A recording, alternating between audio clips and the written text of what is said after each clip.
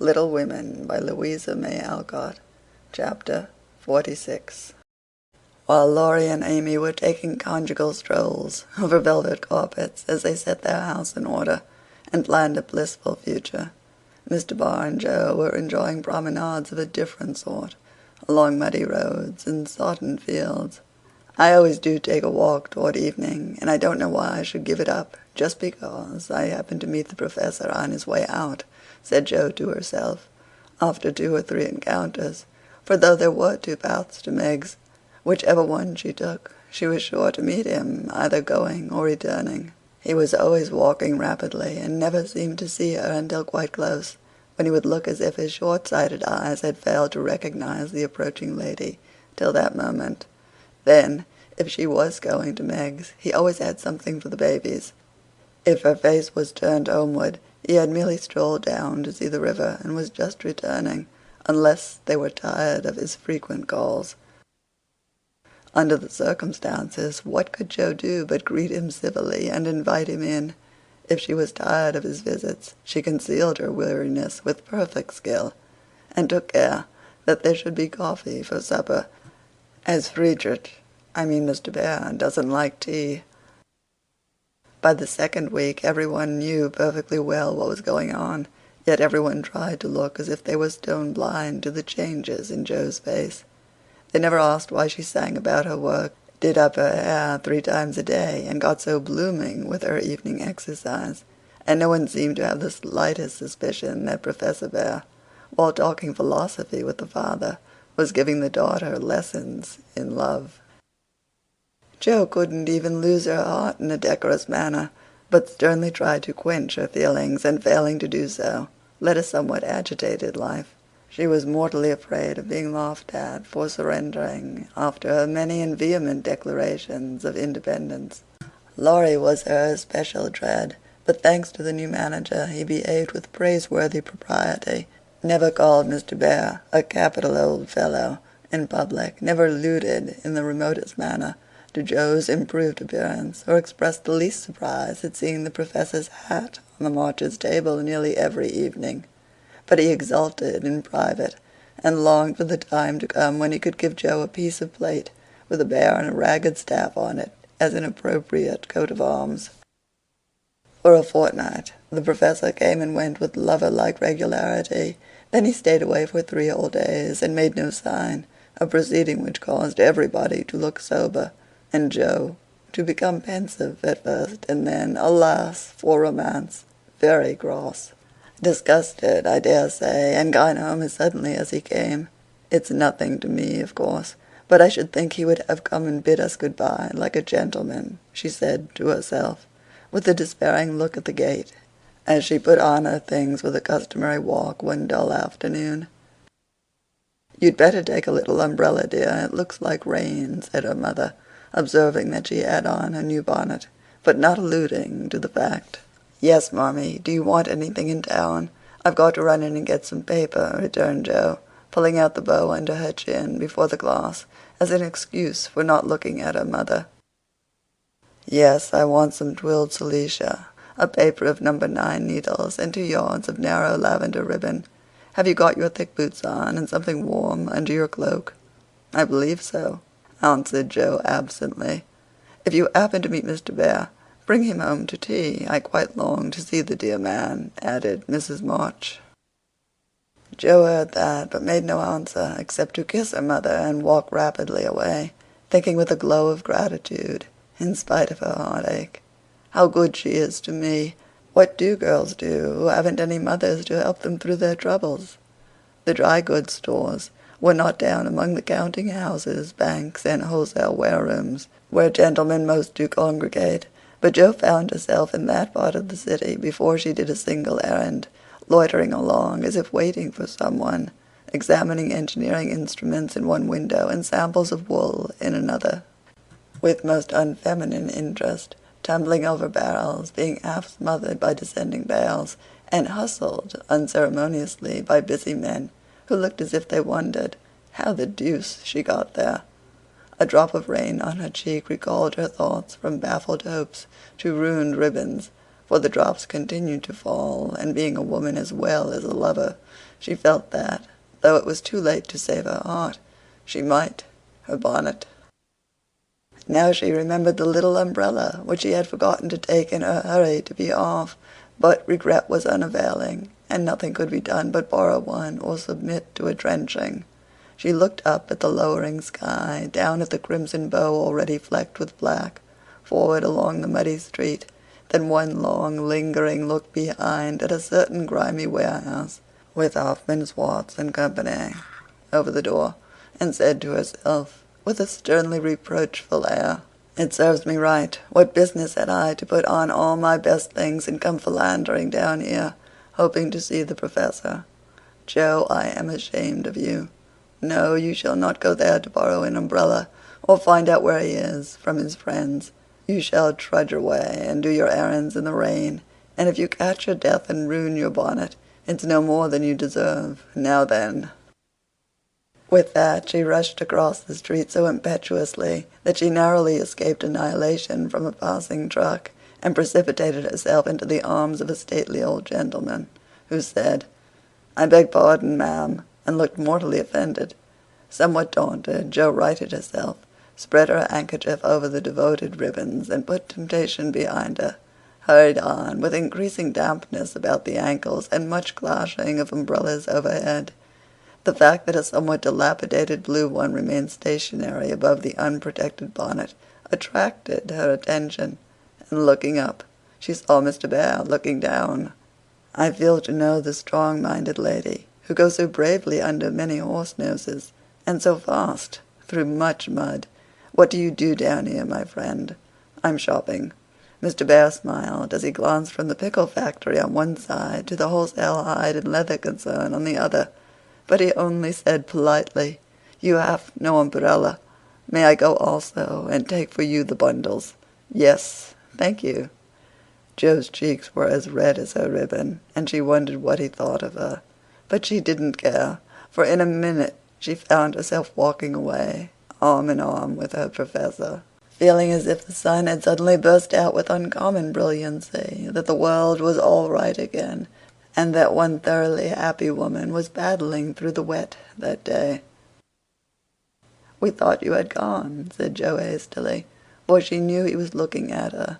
Her bonnet wasn't big enough to hide her face, and she feared he might think the joy it betrayed unmaidenly. "Did you believe that I should go with no farewell to those who have been so heavenly kind to me?" he asked so reproachfully that she felt as if she had insulted him by the suggestion, and answered heartily, "No, I didn't.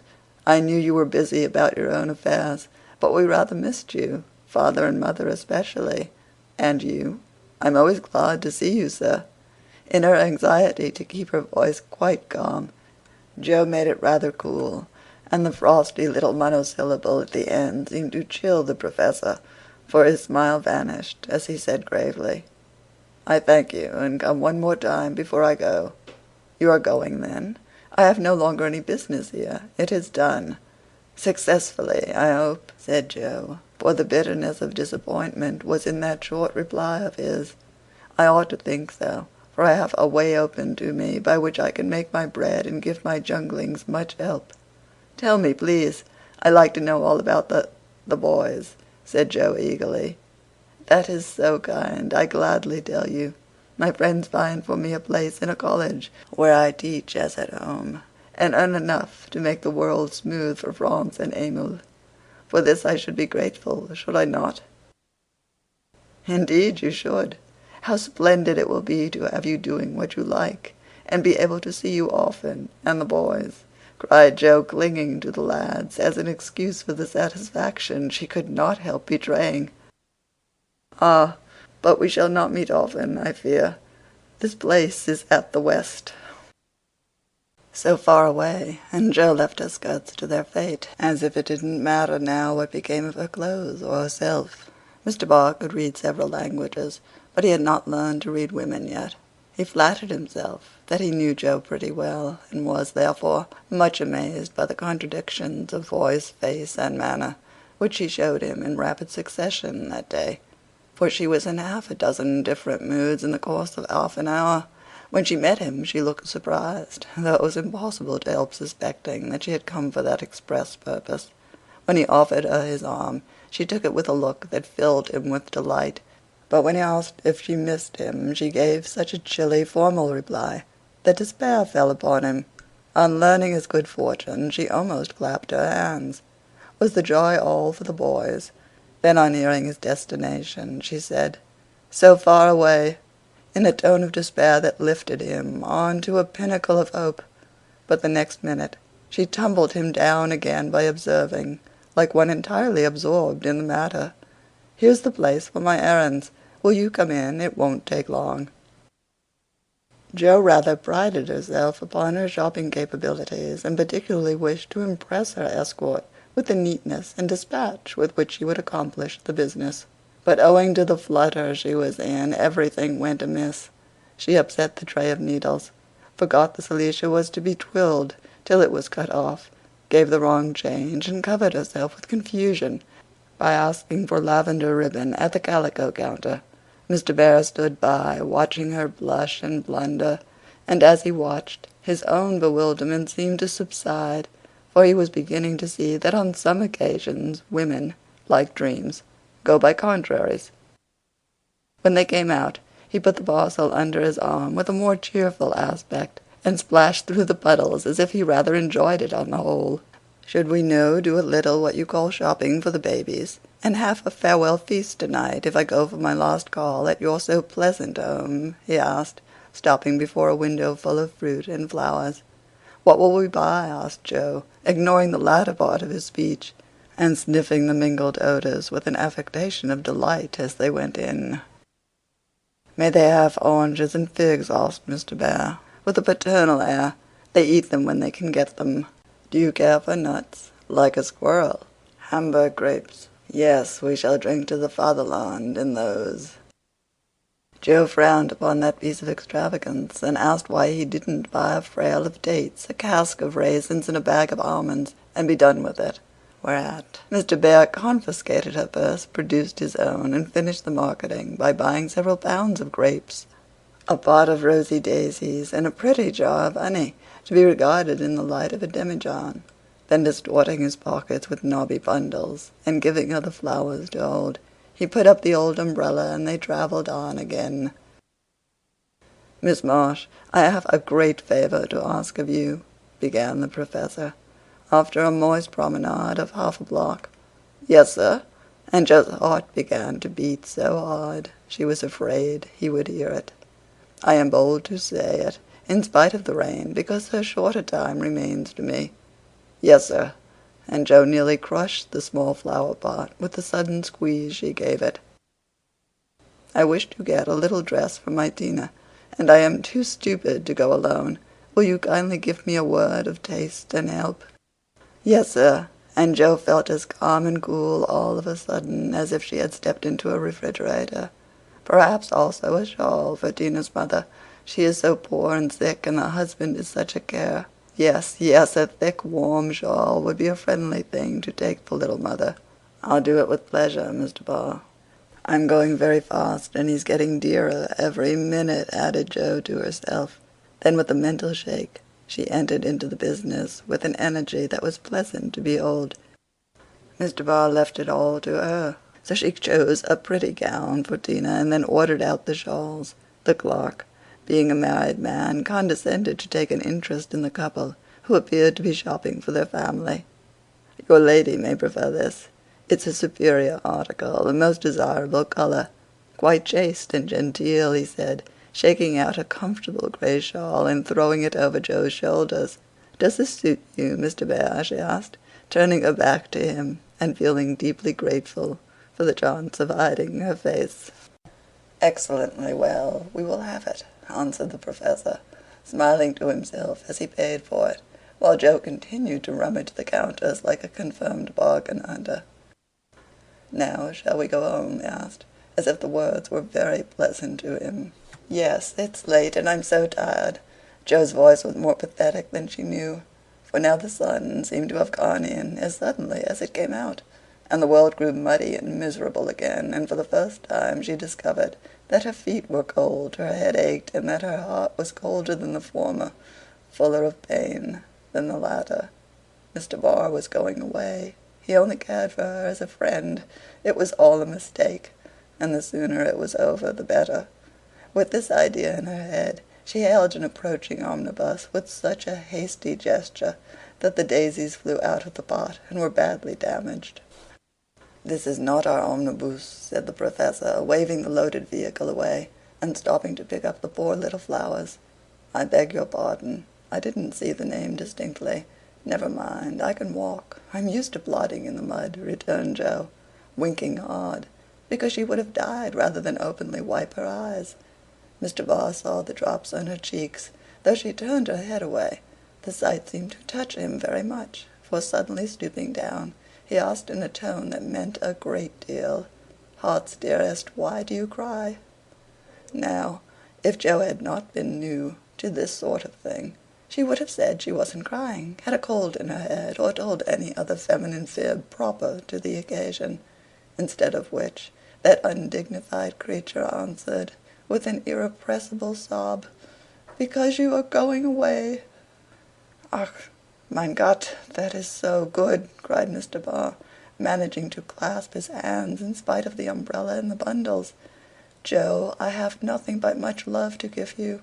I came to see if you could care for it, and I waited to be sure that I was something more than a friend.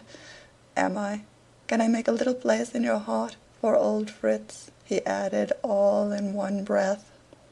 "Oh, yes," said Joe, and he was quite satisfied, for she folded both hands over his arm and looked up at him with an expression that plainly showed how happy she would be to walk through life beside him, even though she had no better shelter than the old umbrella, if he carried it. It was certainly proposing under difficulties, for even if he had desired to do so, Mr. Barr could not go down upon his knees on account of the mud. Neither could he offer Joe his hand, except figuratively, for both were full. Much less could he indulge in tender remonstrations in the open street, though he was near it. So the only way in which he could express his rapture was to look at her, with an expression which glorified his face to such a degree that there actually seemed to be little rainbows in the drops that sparkled on his beard.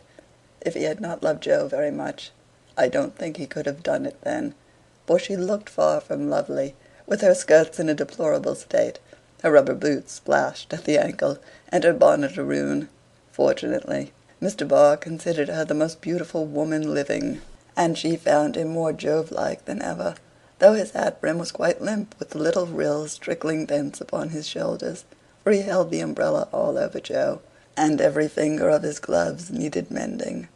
Passers-by probably thought them a pair of harmless lunatics, for they entirely forgot to hail a bus, and strolled leisurely along, oblivious of deepening dusk and fog. Little they cared what anybody thought, for they were enjoying the happy hour that seldom comes but once in any life, the magical moment which bestows youth on the old, beauty on the plain, wealth on the poor, and gives human hearts a foretaste of heaven. The Professor looked as if he had conquered a kingdom, and the world had nothing more to offer him in the way of bliss, while Joe trudged beside him, feeling as if her place had always been there, and wondering how she could have chosen any of the lot. Of course, she was the first to speak, intelligibly, I mean, for the emotional remarks which followed her impetuous "oh yes" were not of a coherent or reportable character. "Frederick, why didn't you?" "Ah, heaven, she gives me the name that no one speaks since Minna died," cried the Professor, pausing in a puddle to regard her with grateful delight. "I always call you so to myself. I forgot, but I won't unless you like it." "Like it? It is more sweet to me than I can tell. Say thou also, and I shall say your language is almost as beautiful as mine." "Isn't thou a little sentimental?" asked Joe, privately thinking it a lovely monosyllable. "Sentimental? Yes, thank God. We Germans believe in sentiment, and keep ourselves young knit it. Your English you is so cold. Say thou, heart's dearest. It means so much to me. pleaded Mr. Barr, more like a romantic student than a grave professor. "Well, then, why didn't thou tell me all this sooner?" asked Joe bashfully. "Now I shall have to show thee all my heart, and I so gladly will, because thou must take care of it hereafter. See then, my Joe, the dear funny little name. I had a wish to tell something the day I said good-bye in New York, but I thought the handsome friend was betrothed to thee, and so I spoke not. Wouldst thou have said yes, then, if I had spoken?" "I don't know. I'm afraid not, for I didn't have any heart just then." "Prut! That I do not believe. I was asleep till the fairy prince came through the wood and waked it up." "Ah, well, der erste Liebe ist die best, but that I should not expect. Yes, the first love is the best. But be so contented, for I never had another. Teddy was only a boy, and soon got over his little fancy," said Joe, anxious to correct the professor's mistake. "Good. Then I shall rest happy, and be sure that thou givest me all. I have waited so long, I am grown selfish, as thou wilt find, Professor." "I like that," cried Joe, delighted with her new name. "Now tell me what brought you at last, just when I wanted you." "This," and Mr. Barr took a little worn paper out of his waistcoat pocket. Joe unfolded it and looked much abashed, for it was one of her own contributions to a paper that paid for poetry, which accounted for sending it an occasional attempt. "How could that bring you?" she asked, wondering what he meant. "I found it by chance. I knew it by the names and the initials, and in it there was one little verse that seemed to call me. Read and find him. I will see that you go not in the wet." In the garret, 4 little chests all in a row, dim with dust and worn by time, all fashioned and filled long ago by children now in their prime. 4 little keys hung side by side, with faded ribbons brave and gay, when fastened there with childish pride, long ago on a rainy day. 4 little names, one on each lid, carved out by a boyish hand, and underneath there lieth hid histories of the happy band, once playing here and pausing oft to hear the sweet refrain that came and went on the roof aloft in the falling summer rain. Meg on the first lid, smooth and fair, I look in with loving eyes, for folded here with well-known care a goodly gathering lies, the record of a peaceful life, gifts to gentle child and girl, a bridal gown, lines to a wife, a tiny shoe, a baby girl. No toys in this first chest remain, for all are carried away in their old age, to join again in another small Meg's play. Ah, happy mother, well I know you hear, like a sweet refrain, lullabies ever soft and low in the falling summer rain. Joe on the next lid, scratched and worn, and within a motley store of headless dolls, of school-books torn, birds and beasts that speak no more, spoils brought home from the fairy ground, only trod by youthful feet, dreams of a future never found, memories of a past still sweet, half-writ poems, stories wild, April letters warm and cold, diaries of a wilful child, hints of a woman early old, a woman in a lonely home, hearing like a sad refrain, "Be worthy, love, and love will come in the falling summer rain." My Beth, the dust is always swept from the lid that bears your name, as if by loving eyes that wept, by careful hands that often came. Death canonized for us one saint, ever less human than divine, and still we lay with tender plaint relics in this household shrine.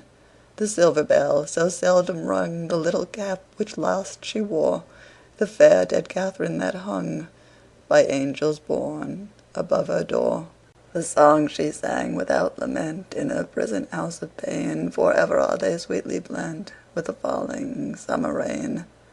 Upon the last lid's polished field, legend now both fair and true, a gallant knight bears on his shield Amy in letters gold and blue.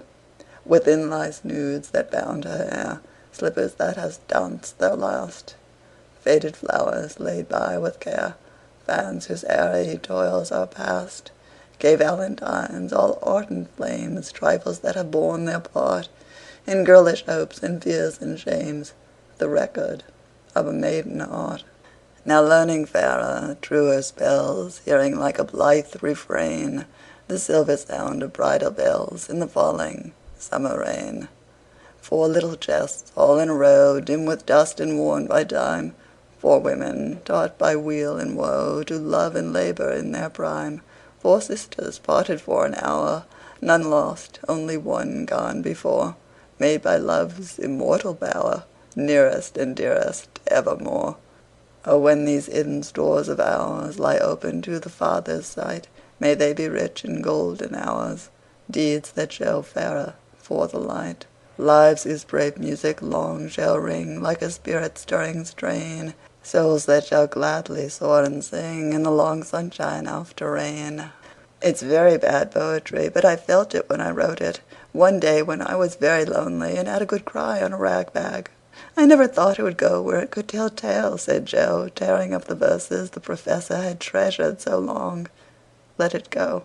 It has done its duty, and I will have a fresh one when I read all the brown book in which she keeps her little secrets, said Mr. Barr with a smile as he watched the fragments fly away on the wind. Yes, he added earnestly, I read that, and I think to myself, she has a sorrow, she is lonely, she would find comfort in true love. I have a heart full, full for her. Shall I not go and say, if this is not too poor a thing to give for what I shall hope to receive, take it in God's name? And so you came to find out that it was not too poor, but the one precious thing I needed, whispered Joe. I had no courage to think that at first, heavenly kind as was your welcome to me. But soon I began to hope, and then I said, I will have her, if I die for it, and so I will, cried Mr. Barr with a defiant nod, as if the walls of mist closing round them were barriers which he was to surmount or valiantly knock down. Joe thought that was splendid, and resolved to be worthy of her knight, though he did not come prancing on a charger in gorgeous array. What made you stay away so long? She asked presently, finding it so pleasant to ask confidential questions and get delightful answers that she could not keep silent.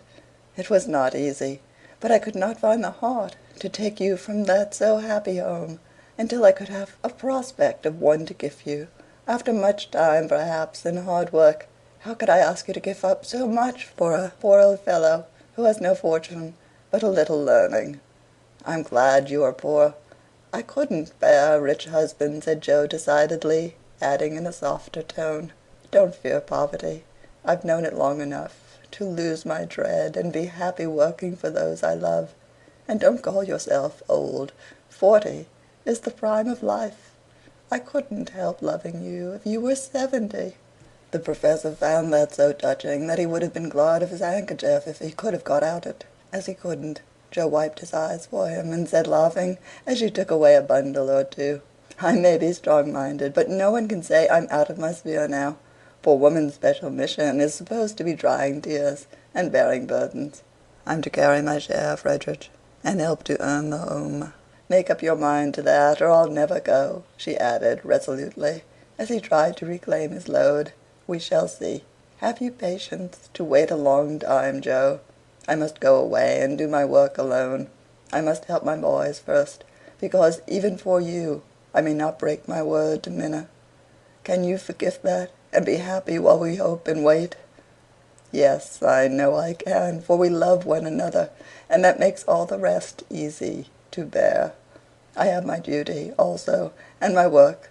I couldn't enjoy myself if I neglected them, even for you. So there's no need of hurry or impatience. You can do your part out west, I can do mine here, and both be happy hoping for the best and leaving the future to be as God wills. Ah, thou givest me such hope and courage, and I have nothing to give back but a full heart and these empty hands, cried the Professor, quite overcome.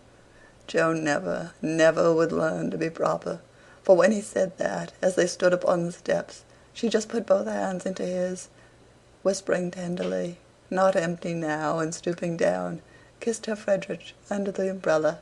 It was dreadful, but she would have done it if a flock of draggle-tailed sparrows on the hedge had been human beings, for she was very far gone, indeed, and quite regardless of everything but her own happiness. Though it came in such a very simple guise, that was the crowning moment of both their lives, when turning from the night and storm and loneliness to the household light and warmth and peace waiting to receive them with a glad welcome home, Jo led her lover in and shut the door. End of chapter 46. Recording by Gemma Blythe.